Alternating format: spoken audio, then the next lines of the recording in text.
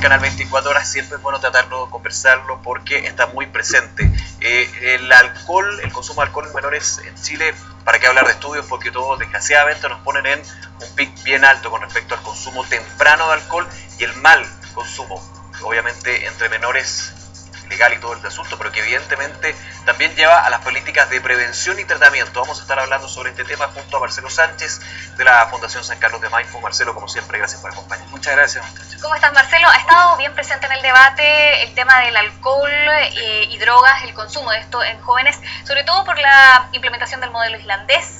Por ejemplo, esta semana también en la Municipalidad de Santiago se hablaba del hashtag Aquí No, hablando de las botillerías, cómo deben rechazar que jóvenes vayan a comprar a las botillerías alcohol, por ejemplo. Es un tema que está presente, que nos preocupa, sobre todo, como decía Nico, por los niveles de consumo que tenemos. ¿Qué estrategias, valoras que se están aplicando frente a este tema? A ver, yo creo que cuando uno trata de abordar el tema del consumo de alcohol en jóvenes y en adolescentes, consignemos adicionalmente que también tenemos cifras importantes en el contexto latinoamericano de todos los tipos de consumidores de alcohol, no solamente niños y adolescentes, pero exactamente, o sea, 1 de cada 4 personas termina embriagada. O sea, lo que significa estar embriagado significa tomar sobre 5 vasos de alcohol, sobre 50 mililitros. En comparación a todos los estándares, estamos sobre 2 y 3 veces los estándares internacionales en situaciones de riesgo. Entonces, no es una realidad que solamente tenga que ver con los jóvenes o que tenga que ver con el consumo temprano, también con la sociedad completa.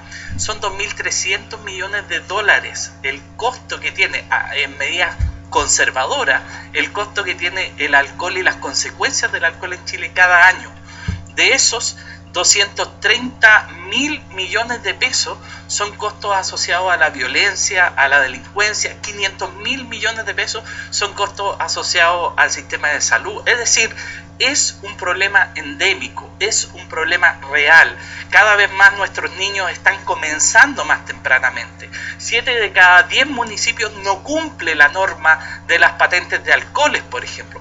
Cerca de 50.000 patentes de alcoholes entregadas en nuestro país. Entonces, factores de riesgo hay permanentemente, no solamente cuando nosotros decimos la oferta, la distribución, la desintegración familiar, la falta de rechazo parental, la autopercepción de parte de los jóvenes y de los adolescentes, por ejemplo, de que el alcohol es relativamente inocuo, seguido después de la marihuana. O sea, el 83% piensa que la marihuana no genera daño y el 50 y algo por ciento piensa que el alcohol no genera daño. Entonces, si tú sumas que la percepción de daño es baja, si tú sumas que el rechazo parental ha ido bajando sostenidamente, hace un par de años atrás era del orden de 10 puntos más el rechazo parental, hoy día está bajando de manera sostenida, tú te encuentras con que se junta la tormenta perfecta: disponibilidad en las calles, botillerías que no deberían estar ahí,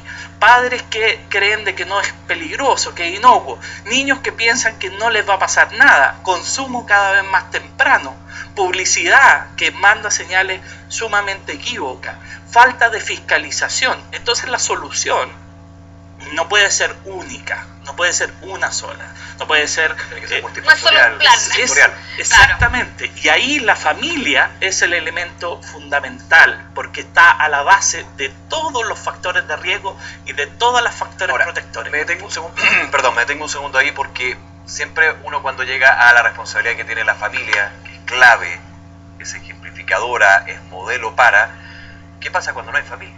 Sí. ¿Qué pasa cuando hay una familia emocional, quebrada, rota? De hecho, muchas veces el consumo temprano de alcohol nace como un escape para la situación que vive el niño o la niña adolescente. Exactamente, yo creo que eso es lo valorable, por ejemplo, de programas como el Planet Youth, la experiencia irlandesa, y acá el Elige Vivir Sin Drogas, que es la adaptación cultural que está impulsando el Senda en más de 40 municipios, porque fundamentalmente la comunidad es un factor protector. La comunidad puede crear condiciones que muchas veces dentro de la familia no están. El control comunitario, y entendámoslo como un control que se crea desde el vínculo, es decir, un adulto responsable, alguien que está detrás del niño. El verdadero cambio, en todas las teorías de conducta social, el verdadero cambio se origina cuando existe ese vínculo. Es decir, nosotros podemos tomar muchas acciones de control, pero si no existe un control que esté asociado a una persona que es significativa, que es importante para ti, sea tu papá, sea tu mamá, sea el profesor del colegio, sea un vecino, no vas a lograr ningún cambio. Tienes que trabajar con ese vínculo en el territorio. Y lo importante del Elige Vivir Sin Droga es que busca generar ese vínculo en la comunidad, busca acercar la oferta pública y junto con acercar esa oferta pública hacerla dialogar con toda la oferta privada e intersectorial que hay en el sistema. Hoy día, por ejemplo, la Subsecretaría de Prevención del Delito está impulsando el primer sistema cuyos 3 componentes programáticos son programas con altos niveles de evidencia internacional y nacional. ¿Y eso qué quiere decir? Quiere decir que son programas que funcionan, que la evidencia ha demostrado que funcionan, que tienen resultados, que reducen conductas problemáticas, pero que se centran en aquellos factores de riesgo, como por ejemplo la disponibilidad de droga, el control parental, los elementos protectores que pueden tener, por ejemplo, una familia que aprende a hablar de los hijos, con los hijos respecto a los consumos de droga, con la comunidad que empieza a relacionarse en torno a esa familia. Entonces, es muy importante que un dispositivo que está en el SENDA, que es el Elige Vivir Sin Droga, empiece a relacionarse de manera estrecha con estos otros dispositivos, como el sistema Lazos de la Subsecretaría de Prevención del Delito. Y así debiéramos ir avanzando en términos de política pública. ¿Cuál es el sistema Lazo?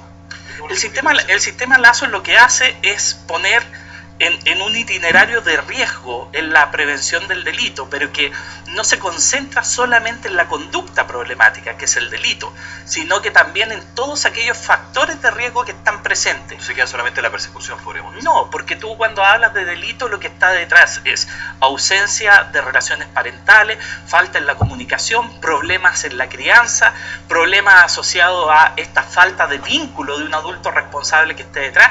Y cuando tú atacas el factor de riesgo y no la conducta, no solamente previenes delito, previenes consumo problemático de drogas y alcohol, previenes conductas sexuales de riesgo, previenes violencia, y la lógica del sistema Lazo es centrarse desde los criterios de salud pública en aquellos factores de riesgo, en aquellos factores protectores que van a permitir disminuir estas conductas problemáticas. Marcelo, comenta la gente el hashtag Semana 24, lo tenemos ahí en pantalla. Dice Leslie Medina, cuando la población adulta normaliza el consumo de alcohol y drogas, es difícil hacer responsable a los hijos sobre esta situación.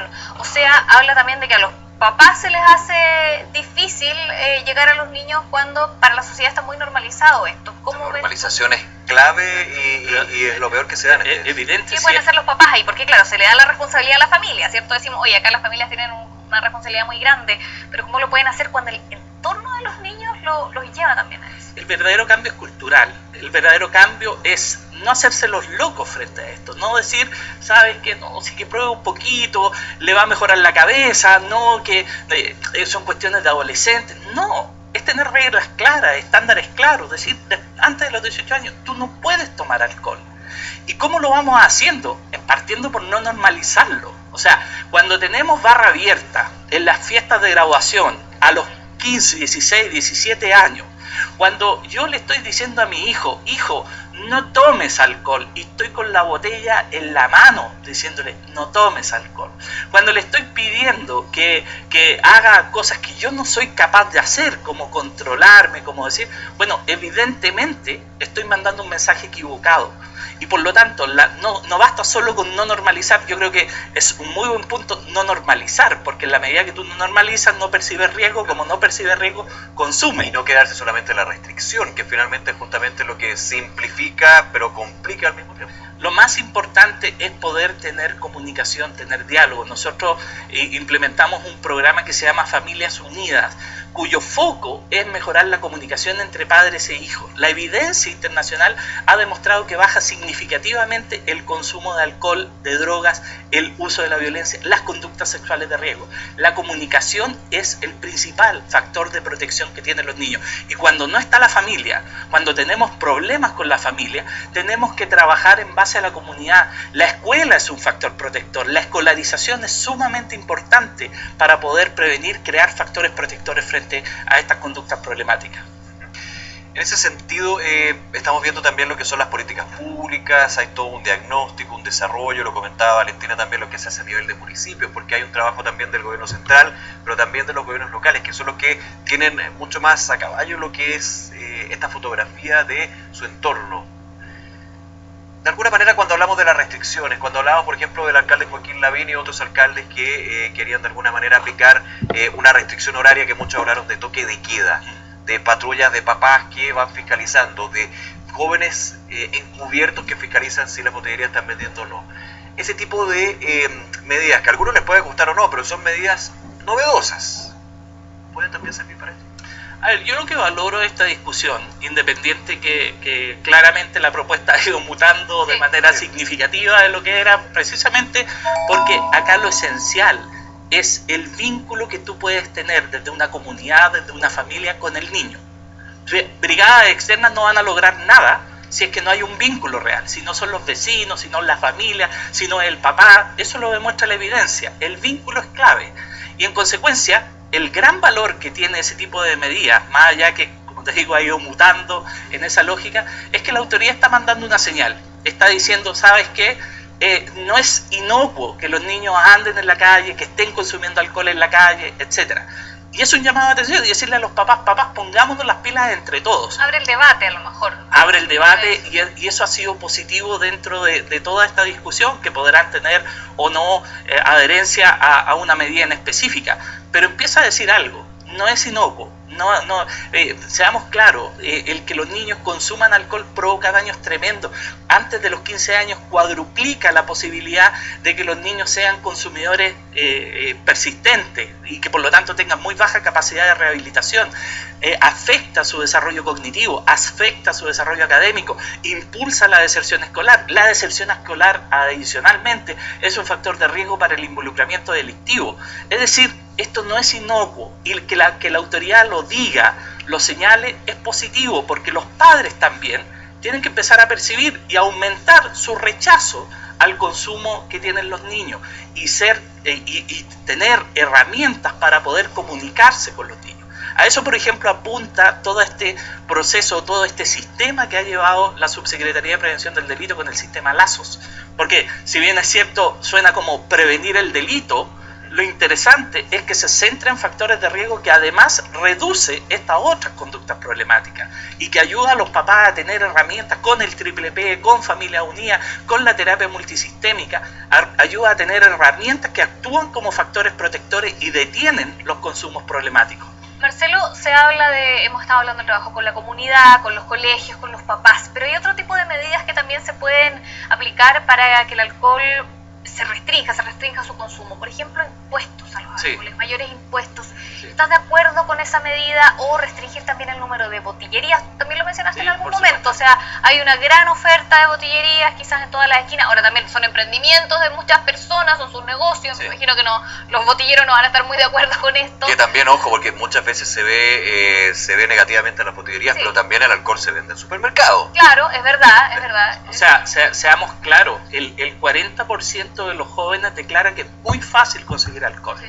Uno de cada 10 lo hace en supermercados. Ahora con aplicaciones móviles también. Uno de cada 5 lo hace en botillería, pero el 50% lo hace a través de un adulto. Entonces, el llamado es, pongámonos las pilas nosotros como adultos, como personas responsables. No podemos darle alcohol a un niño, no podemos facilitar que acceda a que tenga alcohol ese niño. Evidentemente hay una responsabilidad de la industria, evidentemente hay una responsabilidad de la autoridad cuando entrega patentes de alcoholes sin ningún control, cuando están fuera de norma. Y evidentemente también hay insuficiencia del Estado para garantizar la fiscalización. Los impuestos pueden ser una medida, pero desde el año 2014 se subieron los impuestos. Hoy día prácticamente en los de alto graduación alcohólica es el 50% que se va a impuestos. ¿Se ha reducido el consumo adolescente? No. Es decir, no ha sido disuasivo el tema de tiene que haber claramente un conjunto de medidas.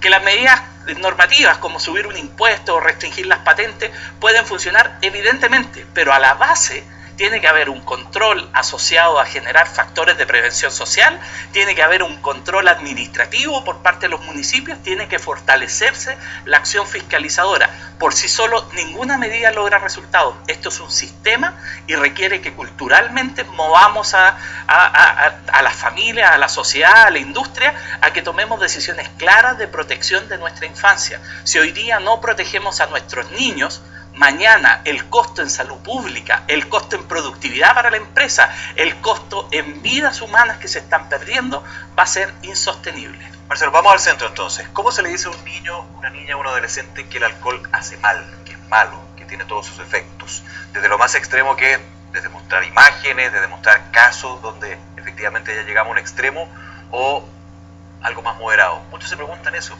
¿Cómo finalmente yo puedo decirte es malo? ¿Desde qué quieren empezar con este tema para que ellos vayan entendiendo? Mira, lo más importante en los cambios conductuales es el vínculo que puedas tener tú como papá, como cuidador, como persona que está en relación con el niño.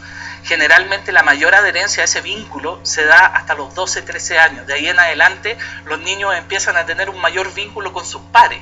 Y por lo tanto las acciones que hay que hacer con los pares para dar un mensaje positivo son importantes. Pero mientras nosotros tenemos niños de menos de 13 años que están fuertemente vinculados con nosotros, tenemos que ser claros. Primero, autoridad, saber de que algo no está funcionando, pero que soy claro con las reglas y soy claro con los estándares. El hacerse loco respecto de las reglas, respecto de los estándares, lo único que hace es que el niño sienta abandono, y el abandono genera que las conductas principalmente disruptivas se desarrollen. Ahí ni siquiera hemos hablado de alcohol. Ni siquiera hemos hablado de alcohol, hemos hablado de poner reglas claras. En segundo lugar, una vez que yo, y es lo que hablábamos delante, yo puedo decirle al niño, esto hace mal, pero si estoy normalizando el consumo dentro de mi casa, si cuando le estoy diciendo al niño no tomes y yo estoy tomándome un vaso de cerveza, cuando yo estoy teniendo una relación con mis amigos, invito a mis amigos y tomamos a destajo, estoy dando señales súper equivocadas. El primer mensaje, el mensaje que cambia, es el mensaje del ejemplo. Y por lo tanto, reglas claras, ejemplo y en última instancia, afecto. Y no es porque sea menos importante, el afecto tiene que ser transversal. El ejemplo, las reglas, el afecto son elementos que van configurando un rol protector sobre el niño. Cuando el niño llega ya a la etapa de los pares, el niño, si en esa primera infancia, si en ese desarrollo donde ha tenido afecto, ha tenido reglas claras, donde de alguna forma lo hemos ido orientando, pero ya tiene un escudo. Ya tiene un factor protector súper fuerte. Y si nosotros además somos claros con los otros papás con los que se relacionan nuestros hijos, si somos claros de que en las fiestas de 15 no vamos a estar con la barra libre, si nos preocupamos del horario en que los niños empiezan a llegar, si lo vamos a dejar a la fiesta, si esperamos que llegue de la fiesta para saber cómo viene la fiesta o lo vamos a buscar, bueno, claramente empiezo a mandar códigos a los otros padres, a los pares, y empezamos a tener una relación mucho más sana respecto de cómo prevenir el consumo de alcohol en los niños. Y esto que hacemos en la prevención del consumo de alcohol es también un referente para la prevención en el consumo de drogas. No necesariamente pueden estar relacionadas, pero sí comparten los mismos factores de riesgo. La falta de habilidades parentales, la falta de normas claras, la falta del ejemplo, o tal como decía la persona que estaba en Twitter, esa normalización que hace que perdamos la percepción de riesgo que tiene, que adicionalmente en el caso de los adolescentes es cada vez más baja. Tenemos también más comentarios en el hashtag Semana 24, sí. Nico. Loreto Zúñiga nos cuenta lo siguiente, nos hace un comentario y una pregunta. Si la Municipalidad de Viña, en este caso, dice ella, ha otorgado permisos alcoholes, Resto Bar, por ejemplo, en sector universitario y escolar con jardín infantil y colegios a solo 100 metros de distancia a pesar de la oposición de vecinos. ¿Qué podemos hacer? Y un poco tomando, gracias Loreto por participar en hashtag Semana 24 con tu comentario súper importante, lo que estábamos hablando anteriormente, lo que justamente preguntaba Valentina, que es el tema de las patentes, el tema de dónde puede haber una botillería, un pub, un bar, un resto bar en este caso, si está cerca de centros donde, por ejemplo, hay muchos niños durante el día. ¿A qué hora funcionan también? Ahí también hay una obligación por parte de la planificación urbana para esta entrega de restricciones. O sea, primero es cumplir la norma, y las normas no se están cumpliendo. Restaurantes, también, sí, aquí estamos hablando. Segundo, aparte de cumplir la norma, tiene que haber espacio de fiscalización. O sea, con la cantidad mínima de fiscalizadores que hay, la imposibilidad de materializar una fiscalización adecuada, de tener otros tipos de recursos para poder detectar oportunamente, por ejemplo, la venta de alcohol a menores de edad, teléfonos de ayuda, situaciones que tú vas cohesionando a la comunidad para que te ayude en los elementos preventivos. Por ejemplo, ¿qué cosa? Cuando un municipio no tiene recursos y no envía a sus fiscalizadores, esto finalmente prospera de una manera inadecuada. Cumplir la norma. Claro, aquí se da un caso, nos dice Loreto, a pesar de la oposición de los vecinos. O sea, hay denuncias de los vecinos de lugares que no deberían estar funcionando a tales horas o con tales laxitudes, digamos. Yo creo que eso es impresentable. O sea, cuando los vecinos acreditan adecuadamente que hay situaciones donde se vulneran derechos de los niños, hay que recurrir también a la acción de la justicia para que se frenen situaciones que significan estos factores de riesgo. Yo creo que a veces pecamos de falta de organización administrativa, pecamos de falta de información que se da en los consejos cuando se llega a presentar una nueva patente, pecamos de un control adecuado a los lugares donde se venden bebidas alcohólicas con situaciones más restrictivas, porque hay distintos tipos de patentes. Las patentes de la botillería son una, las patentes de los restaurantes son otra, etcétera. Y hay el ejercicio también irregular de algunos locales que obtienen una patente de un tipo y están expendiendo bebida alcohólica. Y hoy día, adicionalmente a las restricciones que tú puedes fiscalizar y que tienes control, tenemos situaciones como por ejemplo la venta de alcohol a domicilio, donde finalmente tienes que entrar a perfeccionar el cuadro normativo para ejercer fiscalizaciones. Pero insisto, y en la línea de lo que comentaba Carlos Charme ayer o hace un par de días atrás, cuando hablamos de que del 40% de los niños que son consumidores de alcohol y que encuentran que es fácil acceder al alcohol, el 50% lo hace a través de un adulto, ahí está el cambio cultural que tenemos que hacer. O sea, todo esto que podemos hacer y que cabe a la autoridad, y hay una responsabilidad y hay situaciones donde claramente tenemos que hacer que la autoridad cumpla con los deberes que corresponden, hay también un desafío mucho mayor en términos de hacer que cada uno de nosotros como adultos responsables tengamos la precaución, la responsabilidad de prevenir el consumo de alcohol en niños. Bien, Marcelo Sánchez de la Fundación San Marcos, muchas gracias por acompañarnos. Un tremendo San Carlos tema, de Maipo, San Carlos de Maipo.